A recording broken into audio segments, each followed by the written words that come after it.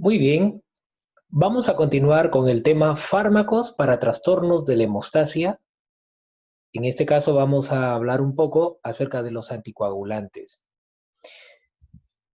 Fíjense que dentro de todo el constructo de la hemostasia, hablamos por un lado de la formación de trombos, que esto puede generar lógicamente los tan denominados coágulos, y por otro lado de la balanza está el sangrado.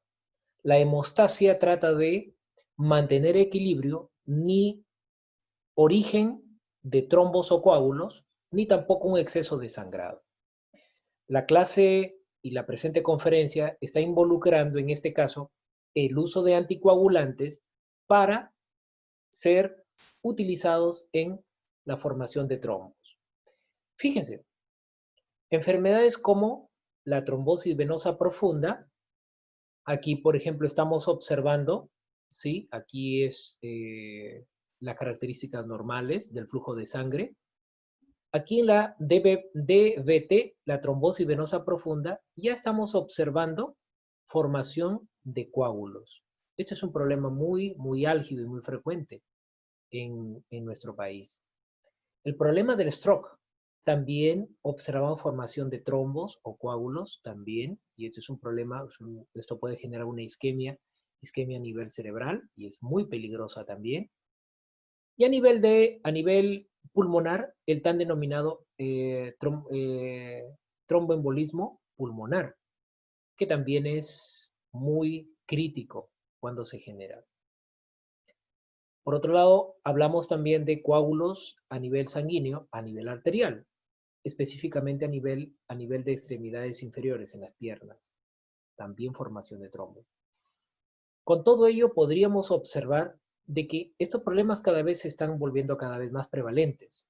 Y desde luego, cuando miramos la trombosis en sí, que es un estado patogénico en el cual los mecanismos hemostáticos que hemos visto ya no tienen ese equilibrio adecuado.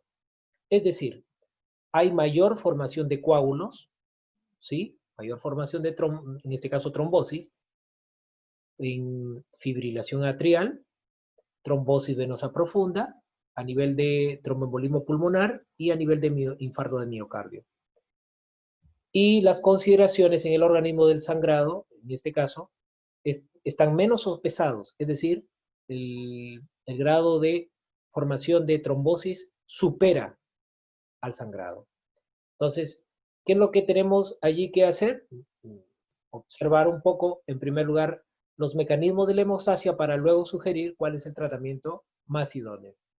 En los mecanismos entonces de la hemostasia, estamos hablando de que el daño a nivel tisular va a generar, en primer lugar, una contracción del vaso, luego hay la acción plaquetaria y finalmente la formación de la fibrina, es decir, el vasoespasmo, formación del tapón plaquetario y finalmente coagulación, la coagulación sanguínea. Miremos que normalmente hay estas cascadas, la cascada o vía extrínseca y la vía intrínseca. En la primera, el daño tisular genera la activación desde el factor 7 al 7A. Este factor 7A a la vez activa del 10 al 10A. Y finalmente este 10A tiene que ver con la formación de protrombina en trombina, también llamada factor de coagulación 2 al 2A. Por este lado, en la vía intrínseca, miren, se forma el 12A activado, el 12A activado, forma a la vez el 11A activado, este 11A activado al 9A activado, y el 9A activado a la vez refuerza la acción del 10A activado. Finalmente, se genera el 2A activado, que en este caso es trombina, la misma que facilita la formación de fibrina a partir del fibrinógeno. Y esto sumado, fíjense, a la acción del 13A activado por intermedio de la trombina, finalmente estabiliza la fibrina. Entonces, haciendo también un recordaris en la formación del trombo embostático, cuando hay una lesión a nivel del endotelio, rápidamente hay una comunicación directa para la activación de las plaquetas. Las mismas que tienen capacidad en este caso la reacción plaquetaria, las plaquetas propiamente dichas, de liberar ADP, serotonina y también el tromboxano A2. Desde luego, se va incrementando mucho más la formación, en este caso del agregado plaquetario, forma una placa obstructiva, que finalmente termina generando el trombo hemostático. Entonces, si hacemos un resumen de lo comentado, el daño va a generar este tipo de actividades. Fíjense, acción de la trombina, generación, en este caso, generación de trombina propiamente dicha, hay agregación plaquetaria y la activación plaquetaria. Todo ello tiene o se tiene en cuenta para la formación del trombo. Por ende, en la trombosis propiamente dicha, ya hemos observado que este coágulo o este trombo ya formado en diferentes tipos de patologías ya caracterizadas va a requerir determinados grupos farmacológicos para aumentar el sangrado. En esta conferencia nos vamos a referir básicamente en el uso de los anticoagulantes. Ojo, también existen agentes antiplaquetarios, también llamados antiagregantes plaquetarios, agentes fibrinolíticos, también son de uso. Observen ustedes que en la formación del trombo podemos observar, número 1, la formación del trombo a nivel arterial. Observen el detalle. Aquí básicamente, ¿qué cosa? Hay un conjugado o formación desde las plaquetas. Es por eso que en una trombo arterial, básicamente para poder actuar in situ, se requiere ¿qué cosa? Principalmente el uso de fármacos antiagregantes plaquetarios. ¿Correcto? Mientras que para un trombo, en este caso a nivel venoso, aquí este consiste en una suerte de red de fibrina que conecta a células, en este caso a glóbulos blancos, también conocidos como leucocitos, y a plaquetas. Es por eso de que a este nivel, básicamente el principal tratamiento son los fármacos anticoagulantes. Miren que dentro de la farmacología, los anticoagulantes, la heparina, en este caso conocido como un fármaco que ya tiene un tiempo de acción en este mundo, fue sintetizado con la finalidad de actuar en nivel de factores de coagulación. Luego han devenido las heparinas de bajo peso molecular. Luego tenemos en cuenta también a los fármacos anticoagulantes orales como la warfarina, y hay unos nuevos que están sorprendiendo, sobre todo su acción en un determinado y específico marcador que es el 2A. En este caso, este factor 2A, que luego vamos a comentar. Entonces vamos a referirnos básicamente a la acción de los anticoagulantes, mencionando que también hay otros grupos, los antiagregantes plaquetarios y los agentes fibrinolíticos, el alteplasa, por ejemplo, ¿no? Este es un fármaco fibrinolítico muy bien utilizado también, ¿sí? Especialmente para problemas de tromboembolismo pulmonar. Entonces, vamos a referirnos un tanto a los anticoagulantes. Tenemos a la heparina, miren. En el caso de la heparina, la farmacodinámica me da una determinada precisión. Fíjense, inhibe la coagulación, ¿cómo? Actuando a través de ¿qué cosa? De la antitrombina 3. La antitrombina 3 es a modo de un mediador que va a facilitar el efecto de la heparina. ¿Qué es lo que heparina hace sobre la antitrombina 3? La activa. ¿Correcto? ¿En qué participa la antitrombina 3? La antitrombina 3 lo que hace normalmente es tener una participación como un inhibidor de la trombina. Así es simple. Y también actúa sobre factores 9, 10, 11 y 12. Hay que tener entonces muy en cuenta este papel que tiene la antitrombina 3. Observen que cuando se utiliza heparina, la antitrombina 3 llega a ser hasta 1000 veces más activa. Fíjense. Y la inhibición, lógicamente, de los factores de coagulación es instantánea. ¿Correcto? Miren, tiene un elevado peso molecular, eso hay que verlo también. Y cuando uno lo observa químicamente, tiene un elevado peso molecular y más o menos su peso molecular va hasta 30.000 daltons. Si observamos la cascada anteriormente vista, ¿sí?, de los factores de coagulación antes mencionado, cuando vamos a mirar a la warfarina, en este caso, perdón, a la heparina, que viene, esto viene en frasco ampolla, en inyectable, ya sea por vía intravenosa o también vía subcutánea, la heparina, con su actividad sobre la antitrombina 3, es decir, la activa la antitrombina 3, lo que va a generar es, fíjense, vamos a inhibir al factor 12A, al factor 11, al factor 9, al factor 10 y también al factor 2. Es decir, aquí no se va a formar la trombina. Entonces, el papel de la heparina es prácticamente bloquear a muchos factores de coagulación.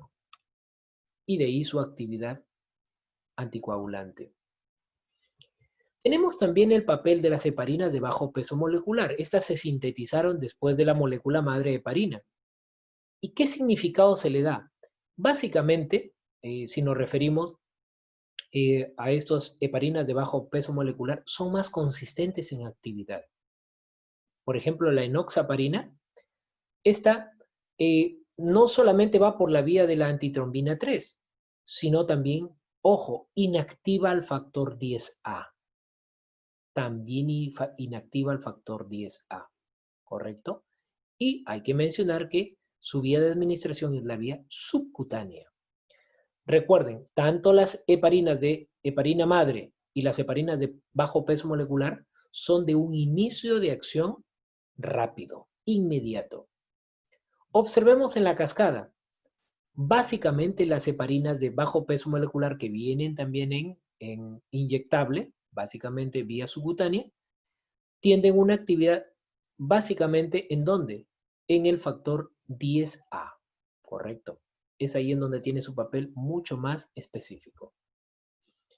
Aquí había pensado en que ustedes me van a recopilar una información personal, no es para que lo presenten en un informe personal pensando ya en el examen, un criterio evaluativo, en su examen de unidad, me van a averiguar de manera individual, no necesitan presentar ningún informe, cuál es la farmacocinética de la heparina y de las heparinas de bajo peso molecular, su tiempo de vida media especialmente, cómo se excretan, cuáles son las reacciones adversas más frecuentes. Me van a señalar también la sobredosis. En una sobredosis de heparinas y heparina de bajo peso molecular, ¿cuál sería el tratamiento más adecuado? ¿Y cuáles son los usos clínicos? ¿En qué cuadros básicamente se utiliza la heparina y las heparinas de bajo peso molecular? ¿Correcto?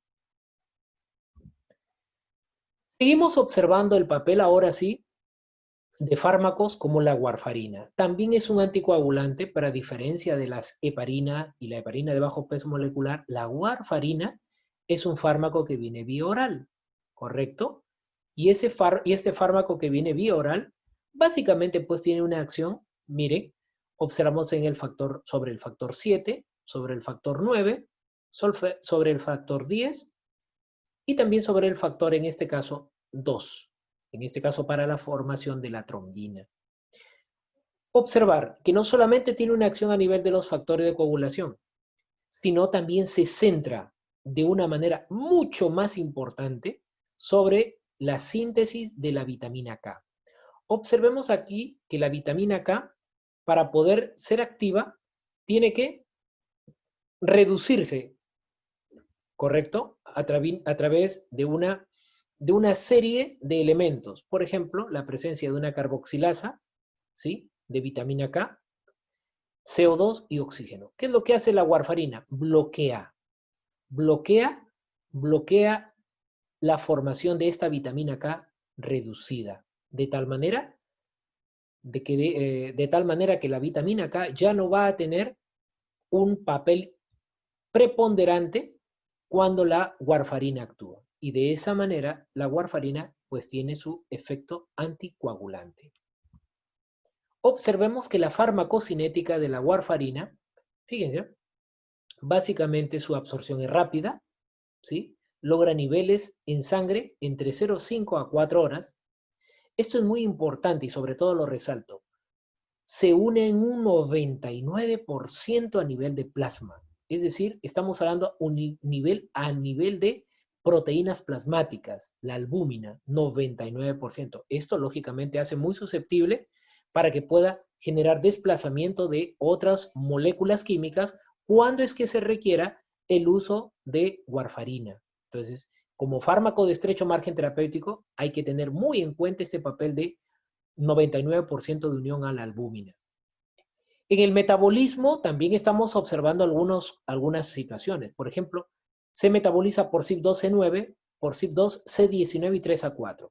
Pero de preferencia observo la 2C9 y la 2C19, que al ser citocromos P450 que tienen una variante de acuerdo a la etnia, de acuerdo a la raza, entonces vamos a observar metabolizadores lentos y rápidos. Recuerden, un metabolizador lento genera que la concentración del medicamento disminuya. Y si disminuye un lento, repito, un lento hace que la concentración del medicamento ya no se metabolice bien y por ende su concentración aumenta.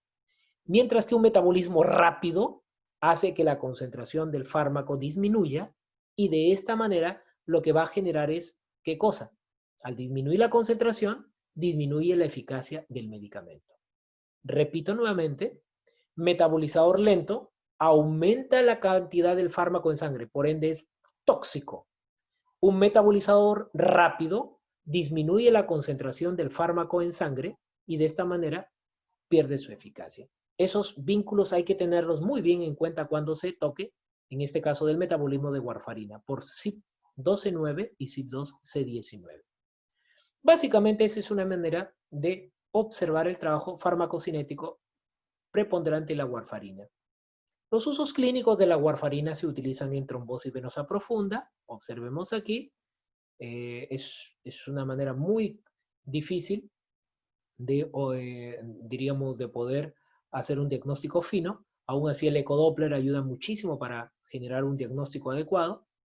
Entonces, se utiliza para poder prevenir la progresión y recurrencia de trombosis venosa profunda y no solamente ello, sino también en embolismo pulmonar. También hay otros detalles que se puede utilizar en tromboembolismo arterial, básicamente.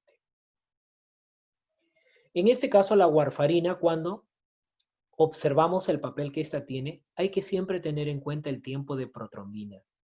Y en el tiempo de protrombina también sale en juego el INR, que ahora lo vamos a observar. Es el International Normalizing Ratio. Es decir, el INR es importantísimo tenerlo en cuenta cuando se está administrando warfarina. Este INR en pacientes con trombosis venosa profunda es entre 2 y 3. ¿Y cómo se calcula? Se calcula de la siguiente manera. Por numerador se tiene tiempo de, en este caso, protrombina del paciente, ¿sí? Sobre el tiempo de protrombina control. Correcto. Y todo elevado al exponente IC. Recuerden, este exponente IC normalmente es 1. Una fracción elevada a la 1 es la misma fracción. Entonces, repito, tiempo de protrombina del paciente sobre tiempo de protrombina control. Y el INR debe estar en una trombosis venosa profunda entre 2 y 3. Entonces, ese contexto lo vamos a necesitar porque en las interacciones con warfarina observamos, por ejemplo, que cuando la warfarina se toma o se le administra con antifúngicos azoles, en este caso puede ser el fluconazol, básicamente, cuando se tome con la eritromicina, con el metronidazol o el cotrimoxazol, estos van a inhibir el metabolismo. Y si se inhibe el metabolismo, el efecto de la warfarina aumenta. Por ende, el INR va a aumentar. Y si aumenta, estamos hablando de una toxicidad. Existe un exceso de sangrado. Entonces, hay que tener mucho detalle en ese contexto. En el caso de los barbitúricos, la glutetimida, la grisiofulvina y la rifampicina, estos fármacos lo que van a hacer es estimular el metabolismo y por ende disminuir el efecto anticoagulante de la warfarina y por ende disminuir, ¿qué cosa? Van a disminuir el INR, perdiendo, como se dice aquí, el efecto del medicamento. Observen aquí que la monitorización puede estar entre 2.5 y 3.5, dependiendo si es una trombosis venosa profunda que, como dijimos, extra entre 2 y 3. 2.5 a 3.5 es el máximo alcanzable. Es decir, 4, por ejemplo, ya estamos hablando de un INR con características de generar mucho sangrado. Y menos de 2, estamos hablando de falta de eficacia de la warfarina. Para mejor detalle, vamos a mostrar este caso. Este es un paciente varón de 39 años que reporta trombosis venosa profunda. Neurocriptococosis, también este es un problema, sobre todo por un tipo de problema que tienen los pacientes VIH que hacen o emulan muy similar una sintomatología a lo que es a una meningitis, ¿sí? Entonces, el plan farmacológico se le administra fluconazol, 2 tabletas cada 12 horas, indinavir, 2 tabletas cada 8 horas, AZT, 1 tableta cada 8 horas, lamivudina, 1 tableta cada 12 horas, el cotrimoxazol, estos normalmente se dan a los pacientes VIH con un sentido profiláctico, 1 tableta cada 24 horas, y la warfarina, 1 tableta al día. Fíjense, la warfarina viene de 5 miligramos, ¿correcto? Y esta warfarina se utiliza para trombosis venosa profunda. Pero mirando el cóctel de estos medicamentos, el fluconazol es un inhibidor de la warfarina. Y si inhibe, lo que va a hacer es aumentar la concentración de la warfarina, es decir, aumentar el INR. Y observemos, día tras día, voy observando el INR, empieza en 1.8, 2.1, 2.2, 3.5, 3.8, 4.4. Quiere decir que en este día, el 2 de febrero, llegó a estar sumamente aumentado el INR, de tal manera que cuando el paciente se cepillaba las encías, muchas veces puede surgir gingivorragia, puede existir una hemorragia sistémica, etcétera, etcétera, etcétera. Entonces, hay que tener muy en cuenta el papel de la warfarina cuando se utilice, en este caso con determinados inhibidores enzimáticos, como es el caso del fluconazol. También podemos dar una mirada a los anticoagulantes nuevos. Fíjense, estos anticoagulantes nuevos, me estoy refiriendo al dabigatran, este dabigatran tiende a generar un efecto inhibidor directamente sobre el factor 2A. Recuerden, el factor 2A. Este dabigatran, desde luego, es el tema del costo también es elevado. Cada comprimido. Es un inhibidor reversible competitivo de la trombina. Recuerden, por acá, por el factor 2A, era cuando se activaba, se formaba la trombina, pues, ¿no? A partir de la protrombina. Su uso es para prevención de stroke, embolismo también en pacientes con fibrilación atrial y también para profilaxis del tromboembolismo venoso. ¿Correcto? Entonces, hay una praxis hoy en día de utilizar este dabigatran porque, lógicamente, miren, presenta un inicio de acción rápido, no requiere monitorización, como sí requiere, por ejemplo, la heparina, que requiere un marcador llamado tiempo parcial de tromboplastina. Hemos visto la heparina, perdón, la warfarina, que requiere del INR para poder monitorear, a diferencia del dabigatran, que no requiere monitorización. Pero eso sí, se requiere mencionar siempre lo siguiente, que una vez que la anticoagulación ya se ha iniciado, ese evento ya no puede ser subsanado. O sea, hay que siempre tener en todo momento las condiciones ideales al momento de administrar en posología el dabigatran. Por ende, este dabigatran lo que va a hacer es, básicamente, viene, como les comenté, vía oral, 75 miligramos, viene también en otras presentaciones, es inhibir directamente la formación de la trombina. Y por eso hoy en día, pues, es uno de los fármacos más utilizados dentro de lo que es el mundo de la anticoagulación. Muchísimas gracias por su tiempo.